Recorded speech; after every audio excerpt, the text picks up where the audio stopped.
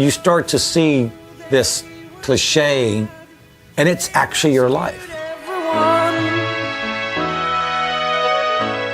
We're a not very successful weirdo rock group, and we're just like every other group. You know, we're going to get dropped from our record label. We've had, you know, one hit single, you know, and our main musician, our genius musician, is also a heroin addict, you know. And you can just look ahead and be like, how do you think this is going to work out?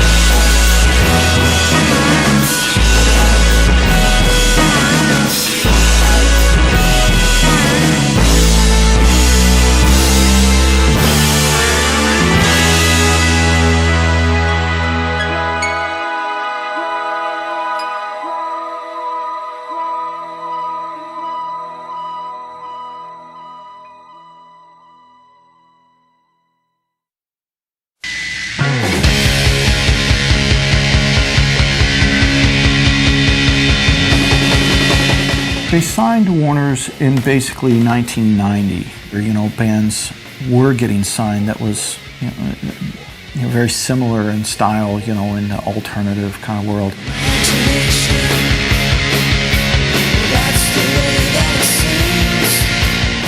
The first album on Warner Brothers was Hit to Death and the Future Head. And then they put out Transmissions from a Satellite Heart. You know, another great record. And it had the single She Don't Use Jelly on it.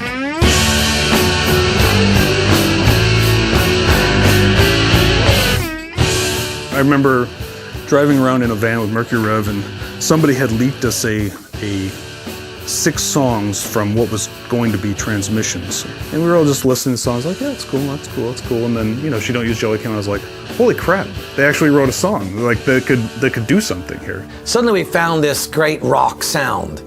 And, you know, that this was going to be the group, and we were going to, you know, I suppose at that time we thought we could make 20 records like that or whatever, you know. Jelly became a hit, and we ended up selling a few 100,000 records. And, you know, in the scheme of things back then, it still wasn't a huge amount of records, but it was enough to let Warner Brothers know that there's something here. When we hit Transmissions and it blew up and sold a whole bunch of records, and we had a hit and all that sort of stuff, and we thought, all right, now we're in. And then we put out Cloud Stays Metallic, and it went right back to however many records we had sold before. Well, I think it ended up doing around 36,000 records, which would have been deemed what we call in the record industry a failure. It was the first and only time, I think, that somebody from a record company said to me, wow, we really dropped the ball on that.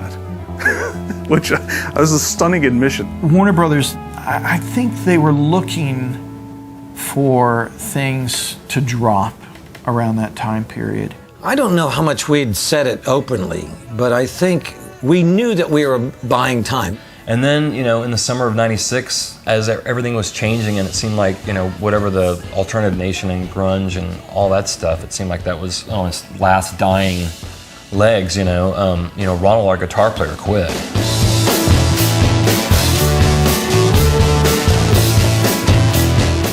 You know, Ronald Jones was this, he was an incredible guitar player. He could play any kind of guitar, but the stuff he chose to play was, it was like a cross between, you know, Electric Miles Davis and Kevin Shields or something. He had a really unique approach to guitar, and it really helped define those 2 records for us, you know. So when he left, it was almost like, well, we can't really get anybody that can replace him, so what are we gonna do? That left a huge hole, psychologically and musically, into what the hell are the Flaming Lips anymore? I have to admit, there was a part of me that was relieved that, well, if he leaves, then we don't have to continue on in that rock group way. And Ronald leaving gave me this great excuse to be like, hey, why don't we just do something completely absurd? Which is where the parking lot experiments came from. The test begins. The test begins. The test begins now.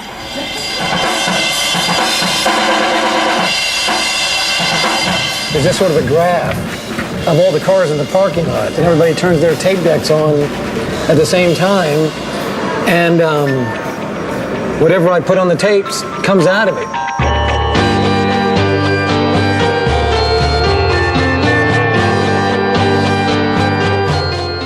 When it first was going on, I was like, I don't know what's going on here.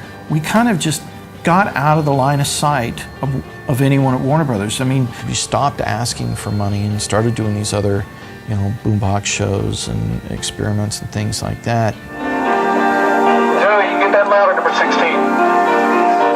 16. It made everything seem possible, not just music, but sounds and atmospheres, and everything became possible, instead of it just being rock, And so this idea of turning these parking lot experiments into something kind of like that on a record, I mean, that had a lot of inertia of like, let's do that because it's cool, And then you get in there and you really have no idea how you're going to do it. Hello again, everybody. Just if you walk in late, I'm Wayne from the band The Flaming Lips, and we are doing this Zaireeka party. People who are manning the CD players, get ready. 1, 2, 3, 4, go!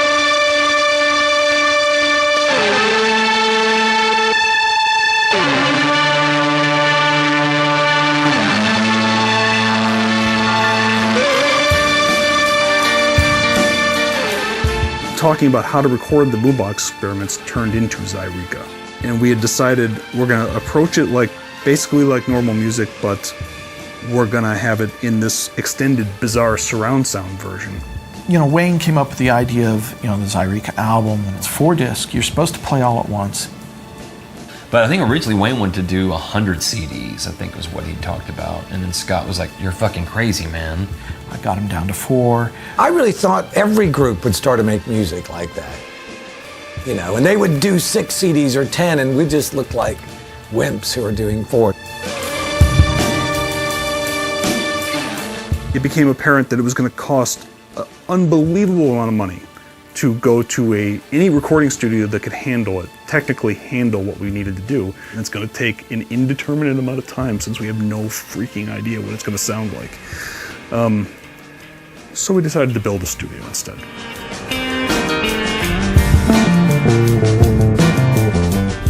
I think we always feel like it's kind of our place too, in a way. They were the first client. We got the board on a Friday. We started the session on a Tuesday or something. He was still nailing stuff in the floor and getting the wires plugged in. I think the headphone outs weren't even hooked up yet.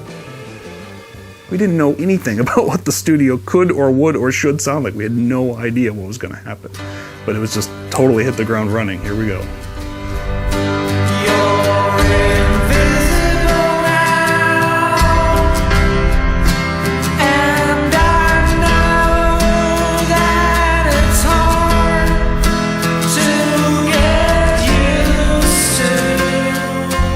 The hardest part of Zaireeka, for them was recording it. For me, was getting Warner Brothers to put it out, I think the way he put it to him was that if you let these guys do this crazy record, they'll do this crazy record and their next proper record on one budget, which is what we did.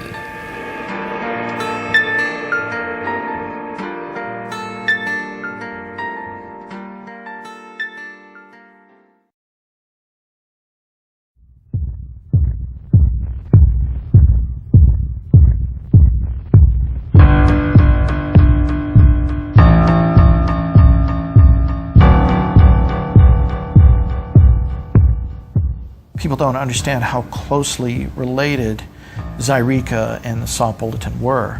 Those records were recorded simultaneously.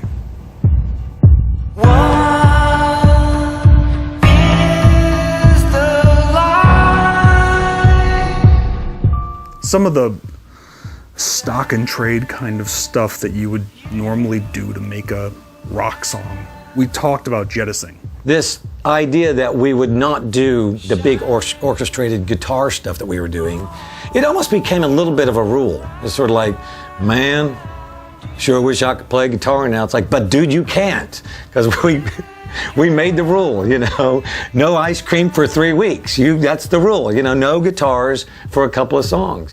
we're gonna have to figure out some other way to get that emotional impact, to get that visceral impact coming out of the speakers and communicate this feeling, but not like that. Well, if we can't have Ronald Jones, then we're not gonna fucking have anybody, you know. We're not gonna have any guitar. We're just gonna go the other way, you know. But not, you know, Kraftwerk the other way. We're gonna go like Disney soundtracks the other way.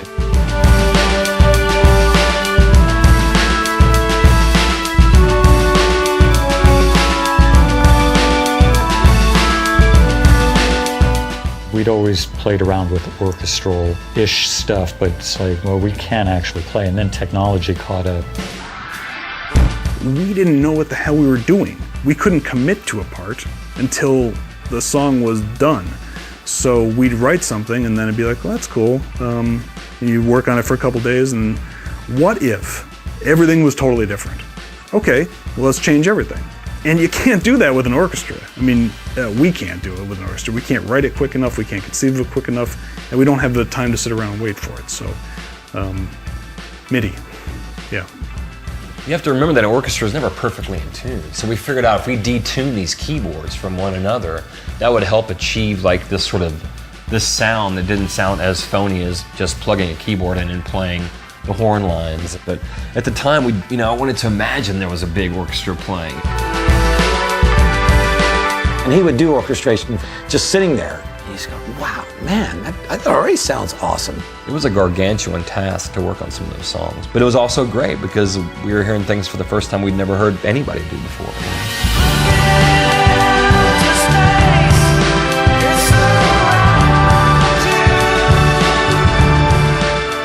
I made a compilation tape. Back then we'd listen to cassette tapes on the way up to the studio.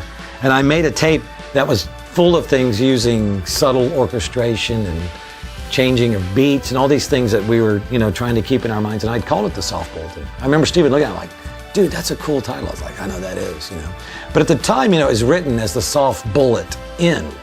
And he saw it as both. And I was like, yeah, that is cool.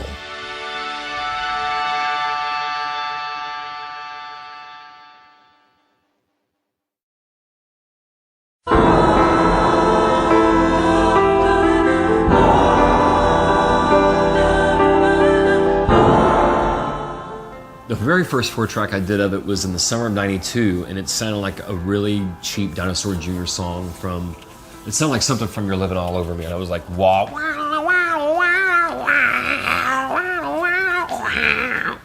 Right, you can imagine that, right? That's how it started out. And I remember playing, I think I played it for Wayne, he's like, yeah, it sounds like Dinosaur Jr. right now. And then a couple years later, I was like, I've got this song, and I had some slightly different instrumentation for it. He's like, yeah, it sounds like a car commercial or something. I'm like, oh, okay, right. So then I come back like the end of '96 and I'm like, I've got this song and it's got two parts. It's got a big part that's got strings and it's got this really soft part that sounds like it could be a Carpenter song, but it just needs some cool lyrics. And that's finally, I got it in his head, because sometimes I'll have to work an idea. I'll have to present an idea to him like three or four different guises before he finally was like, oh, that's cool, what is that, He made the demo where he did the, he fucked with the tape player, and he made that little, which still, when you hear that, people who know music, they're like, that's not, you're not doing that with the pitch thing, and you can't really do that on a piano or these things. How are you doing that? And it's like, I don't know. Actually, it's difficult. We can't really even redo it ourselves. I think we actually took some of his 4-track for some of that as one of the layers. I mean, it's a multiple layered sound, which seemed crazy at the time. Like, you're going to take something off a cassette deck and turn that into the basis of your song in your studio? That's what you're going to do? When that's almost what we do every single time now. But at the time, it was, what? You should be fired as an engineer. What are you even considering doing this for? 1, 2, 1.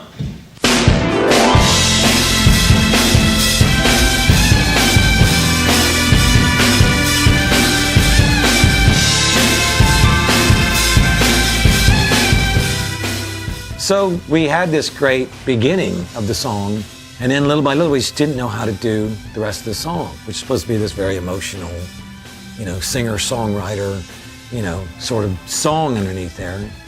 And these big rock drums just didn't work, and the orchestration didn't work.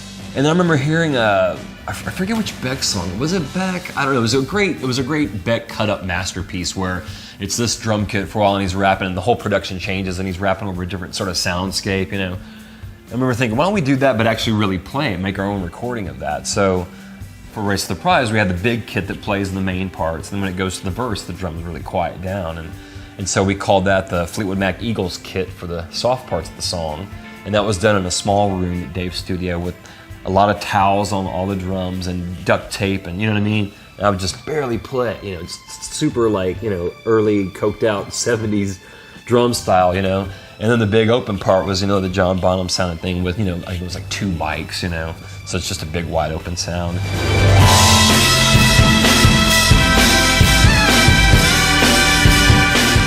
When he played his drum beat over this orchestrated version of that, and maybe again it hit me at the right time, that it felt like, wow, this is like the opening of, you know, a big, you know, epic, you know, movie or something, or a TV show, you know, where they're going to give out, you know, I don't know, awards for this, I don't know, you know, the cleanest teeth in America. Da, da, da, da, da, da, da.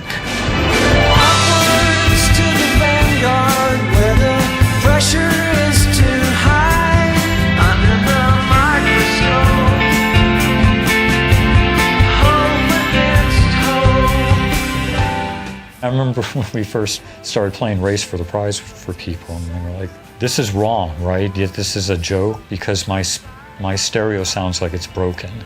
And people couldn't believe that we were saying, no, it's done. This is the finished song. They're just humans with wives and children. And I remember singing that line, you know, they're just humans with wives and children. And I could almost see everybody that I would play that for just be like, dude, you got to bring the kids into it. Oh my God, you know. And so it would have this emotional thing about it.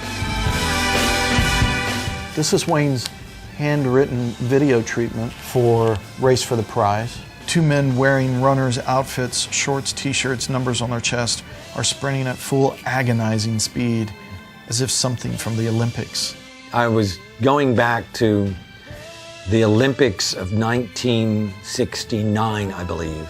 And there would be these epic things of like the, you know, the marathons, and there was probably some wicked music that they were even playing. And so I think, to me, I was just evoking some, you know, some punk rock futuristic version of that stuff, you know. And then the ridiculous Wizard of Oz looking goofy band playing tubas and stuff. Again, it's like, well, we're not going to play guitars, you know. It was, I mean, we kept in that idea that we're not a rock band, you know. I could be holding a trumpet and not really even play it. I mean, it could just be anything.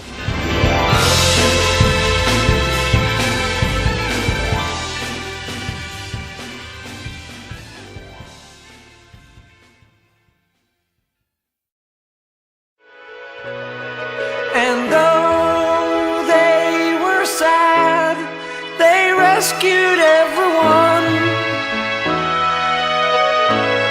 They lifted up the sun. People ask me about that all the time. It's like, why did you think of that? And though they were sad, they rescued everyone. You know, you can't write a song and use that as a line thinking that you're writing a song.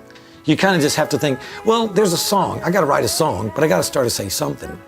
And usually you'll say something that is like somewhere within you that you know isn't a lyric, but you want to say it. The limits now are none.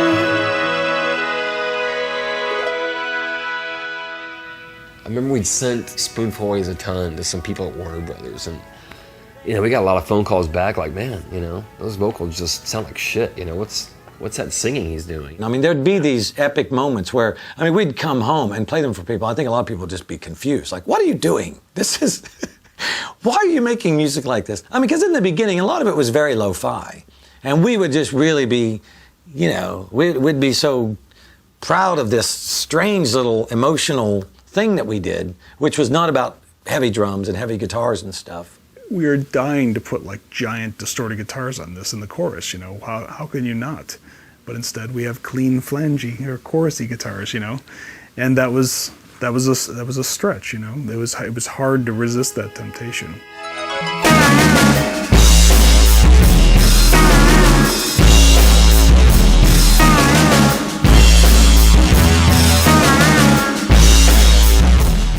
There's no electric bass guitar on that song, you know. It's all synth-based stuff, you know. I would play that, so I think Michael started to feel like, well, what the fuck am I doing, you know? And I think just by his own wherewithal, he decided to just become to have more of a hand in the engineering and the production part of the process. I'd always been involved with the more technical side of everything. And then just that we wanted to start doing things quicker, because Stephen, being the catalyst to that, was so fast at doing stuff like, here's an idea, hope you don't like that one, and here's another one, and you'd have to be quick. We used to do parts by committee, we call it, where I would sit at the keyboard, and there's me at the keyboard, there's Dave, Wayne, and Michael all sitting there, and I'm playing, and as I'm playing, they're like, yeah, or yeah, or no, don't do that, you know. I was the only one of us that could think, you know, along, you know what I mean, with that kind of thinking and like change what I was playing or try a part really quickly. But one time he said, some part I put down for Spoonful Ways of Time sound like John Tesh. It's like, it sounds like John Tesh, and I was like, fuck, abort. Yelling as hard as they can, the doubters all were stunned. You know, you can't just write a song because you're sad. You can't just do it because something happened to you. So I think I always looked at it like, that's the kind of music that we should make. So I think once we got a taste of that, which we'd never had previously, you know, we were playing, you know, She Don't Use Jelly, you know, I mean, all that stuff is fun, but it doesn't you know, demand or have that same connection as a song like Superman or Spoonful Ways of Time or Race for the Prize, where, you know, someone has invested, this is their song, and you're singing about their life and their identity and everything now, you know.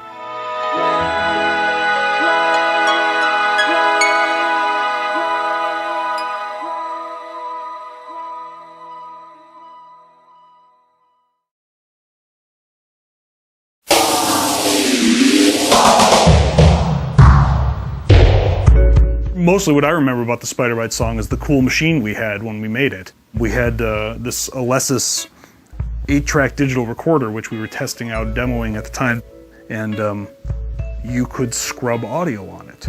So that's that sound. You know, he just played that like that. But yeah, we just sped it up, boom, boom, boom. And we had to record ourselves doing this over and over and sample it and put it in where we wanted to do all this stuff. That was the big, you know, fun technological element of it for us, for me. But that was, you know, this is the world I live in.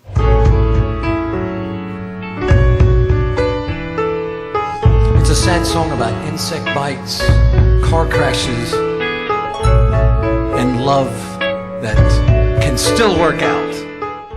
It's a strange song, you know, that there's these elements where each verse was about a different real-life story.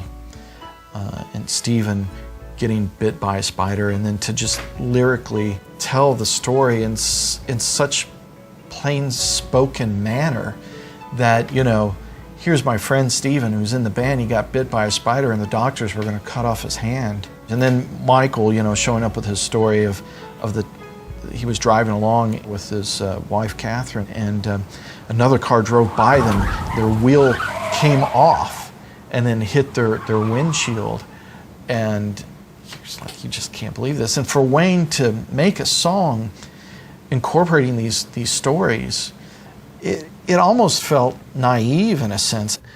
You know, if you try to write a song that makes you not look like some, you know, self-indulgent, narcissistic asshole, you just can't do it, you know? So for me, you just sing, yeah, you know, I don't want you to die because I'd be sad, and, you know, it's not about you, it's about me. You know, to hear that song, I always thought it was cool just to, you know, hear that, boy, if you weren't here, you would be missed. When you got that spider bite on your hand. Here it is right here. Here's the bite in question.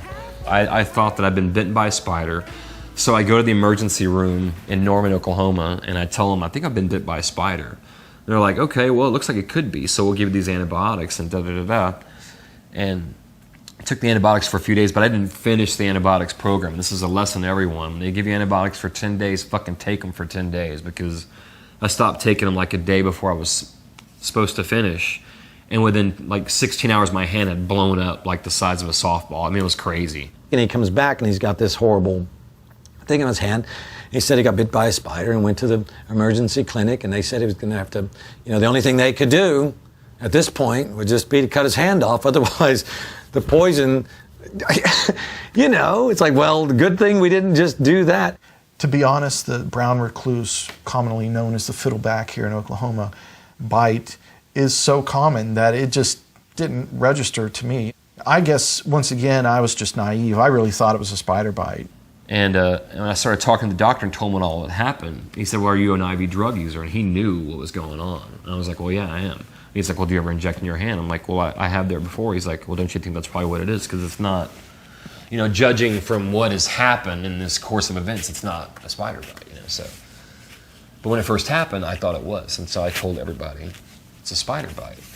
And so Wayne, on his sweet side, goes and writes this song. And I'm just like, Jesus, now he's written this song, which is really, it's just so nice. I can't tell him. I was glad that it didn't destroy you. How sad that would. Stephen waking up after a long night. 'Cause if it destroyed you, it would destroy me.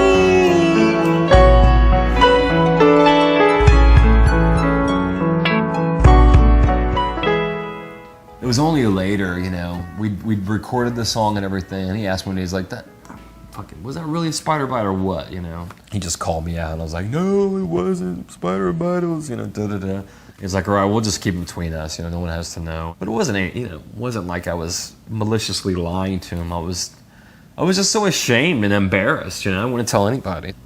I mean, to me now it's funny that we all played along with this charade enough that we actually wrote a song about it, and people believed the song, and we would tell the story. I still tell the story now. Standing in front of 10,000 people, Stephen got this spider bite on his hand.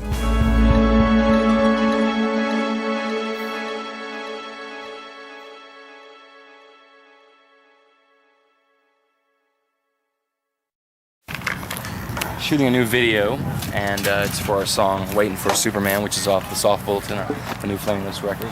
And basically the Superman song, if you haven't heard it, it's whatever. It's a song about, I don't want to get too much into it, but it kind of has a depressing, melancholy sort of trip to it, and kind of drives home the point of basically we're all fucked and things aren't going to get much better, so you might as well try to make the best of it. I remember I came home and I was just strumming the guitar one day, and that melody just sort of popped out, and so I put it on my 4-track and I played it a few times and didn't think too much about it. So I thought, well, I'll change the keys, so I changed it from A to B flat, and I started playing on the piano, and then it became this whole thing to me. It seemed a lot heavier or something, And it just could go any way. It could be some little ambient piece of music that, But if you put the right lyrics to it, it becomes this whole other thing, and that's what he did, Asked you a question. I didn't need you to reply. I don't think I could ever purposely think that I'm going to do a song that begins with a line, I asked you a question and I didn't actually need you to reply. When I talk about that song now, I realize, oh wow, I just had to say these things somewhere in there. I remember him saying to me, he's like, well, I think I'm going to step out a little bit and just let my guard down and try to, not that you've ever felt that you really had much of a guard, but he really let his guard down and just was kind of honest about how he was feeling about life things or, the serious stuff.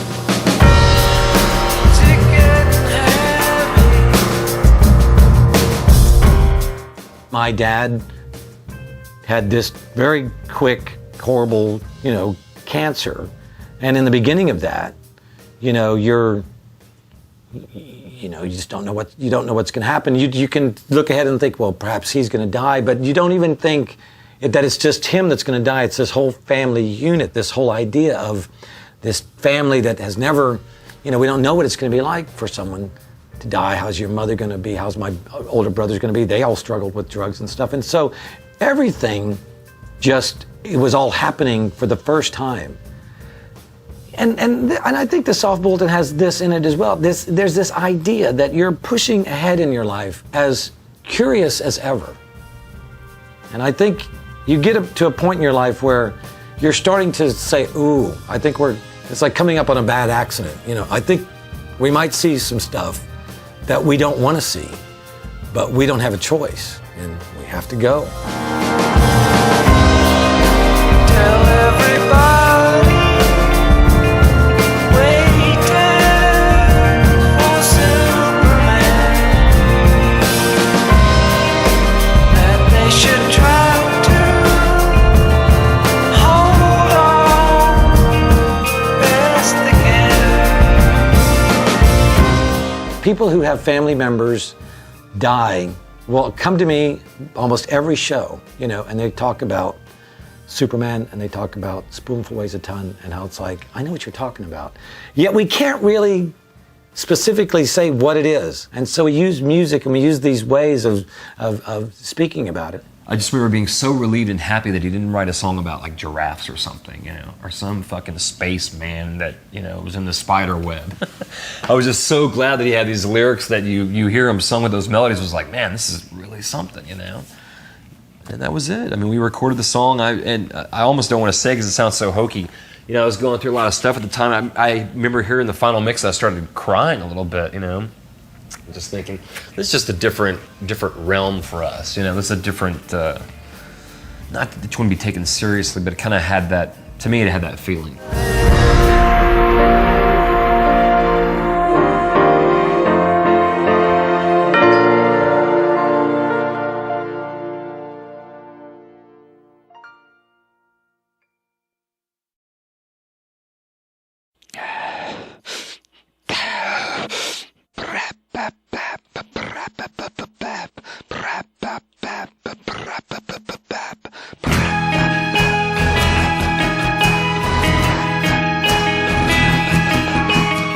I feel like the first 3 or 4 songs we did on the Soft Bulletin, we really, I hate to say this, but kind of blew our wad. Like, man, we gotta try all this stuff, you know?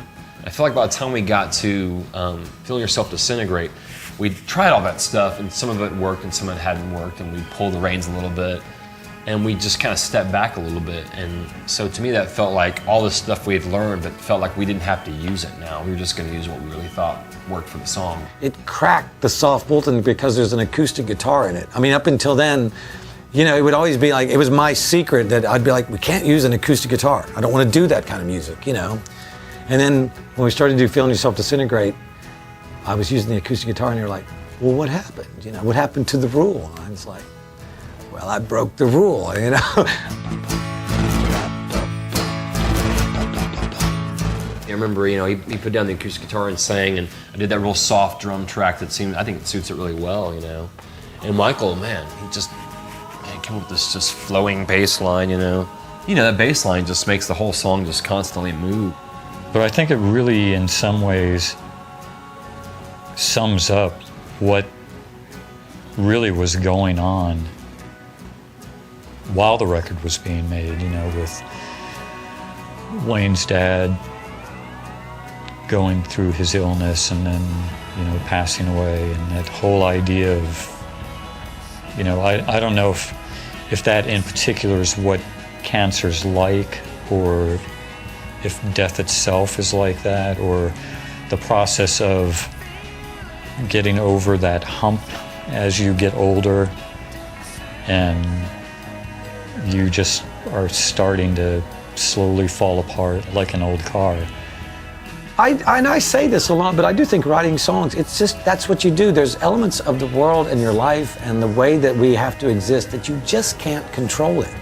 And so you sing songs about it.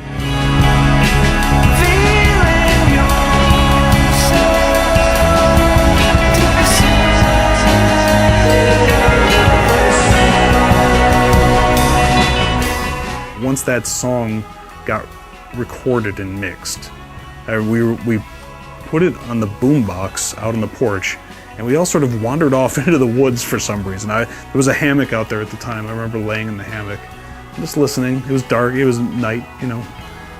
Like as it's fading out, we're like, it's going to be okay. This is going to work.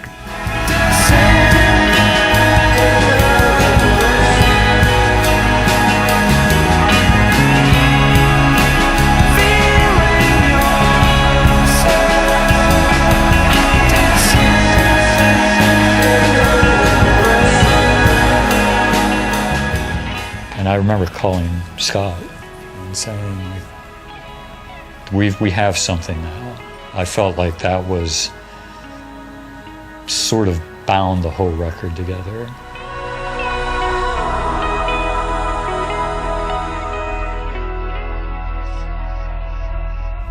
And then we decided that would go into Sleeping on the Roof, and to me, those two together are just like, man, it's just a perfect way to end a record, you know? 1, 2, 3, 4.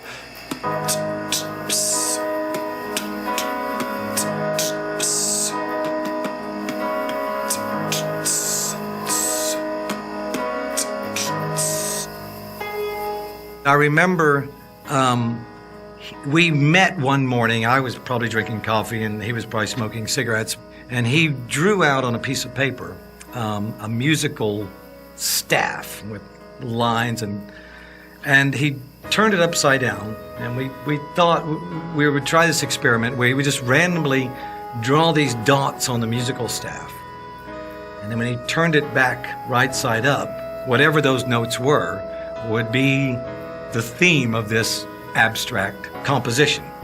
We wanted to originally release that as a separate like EP thing that was going to be 30 or 40 minutes of just that piece of music in it, almost like a, you know, an ambient piece or something. But that's how that came about, and then we just recreated it, Dave's.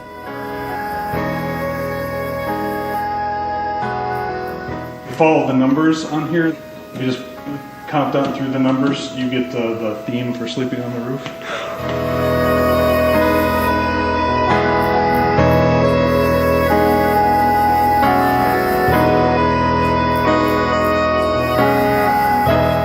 And really the way it should end is Sleeping on the Roof. That should be the last thing you hear on the record, you know. But on the UK version, then you get the remixes at the very end. So you get Sleeping on the Roof, that's over. And then Race for the Prize of the Superman, finish it off, you know. I wish it just ended with Sleeping on the Roof. And I think at some point that will be the version, you know. Plus the UK version has slow motion.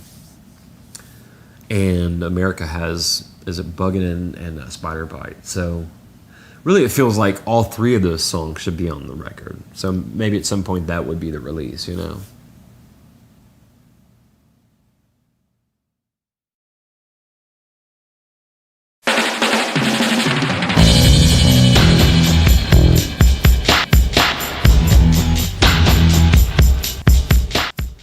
LSD, the exploding threat of the mind drug that got out of control.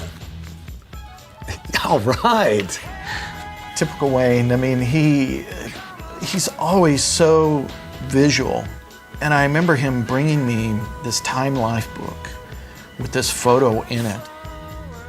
I actually didn't know it was about LSD, but I just like this idea that this guy was, you know, he was like seeing in himself, you know, he was seeing another version of himself or something, you know. I think the way we processed it and made it even more of a kind of graphic, simple thing is even more powerful than that. I don't know what it is. I think it goes into the realm of just unspeakable things, and that's why we have music and images, because there's like these cracks in our reasoning that we can't speak about it. But I remember when I felt like we finally made the music that is that cover, and there's these long passages in the middle of suddenly everything has changed. And Stephen, it's one of these things that Stephen just did. It's like the first time he played it, he just played these weird melodies that are they're not really in time, but they're in like human time where they just go. And I remember hearing it and I was like, yes, that's what it sounds like to me. So, you know, I think I was always trying to make music that if you saw that cover and heard pieces of this record, it would just be, you'd never forget that. Driving home, the sky accelerates,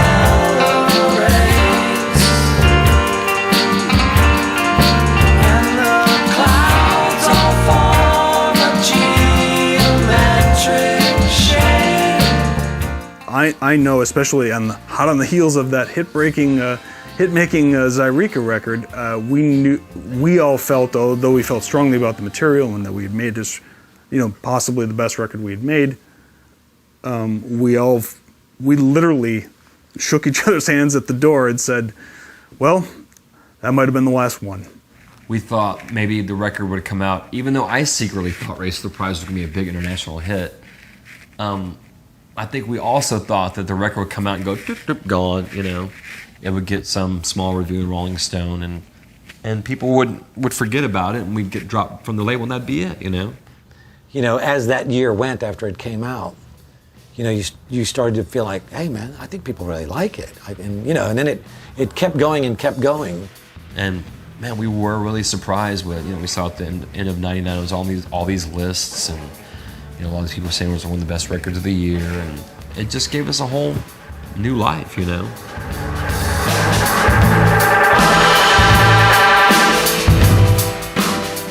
I can't describe what it is that touches people. I was moved in the same way while creating it. It was. I think those songs are really cool. I think they sound cool. I'm glad I was there when it happened. The Soft Bulletin now, when I hear it now, it really is about despair. But there's no despair in it. And what I mean by that, I think sometimes, you think you want to sing about despair.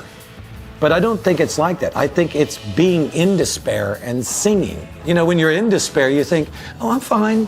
Everything's good. Look, the sun's coming up. Look at that. Isn't it great? And I think that's what the Soft Bulletin is doing. It's realizing this despair isn't something that we're singing about. It's us. And then we have to sing about, lifting up the sun and, waiting for a Superman, And we always sing as though it's not us, And we know, that's all you can do is sing about your dumb, your dumb struggle.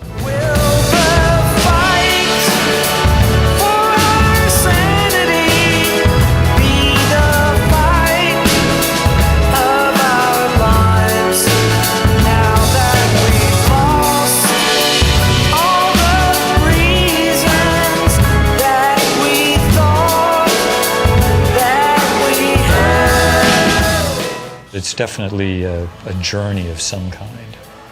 I think that's what the Soft Bulletin really was all about, and we came out the other end of that. Even though it was a big jump forward, I felt completely comfortable with all of it.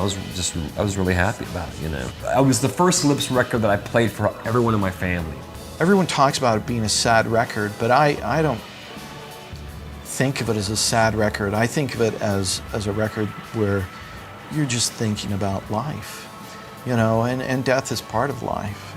It's a dilemma of, it's a beautiful, wicked, wonderful world.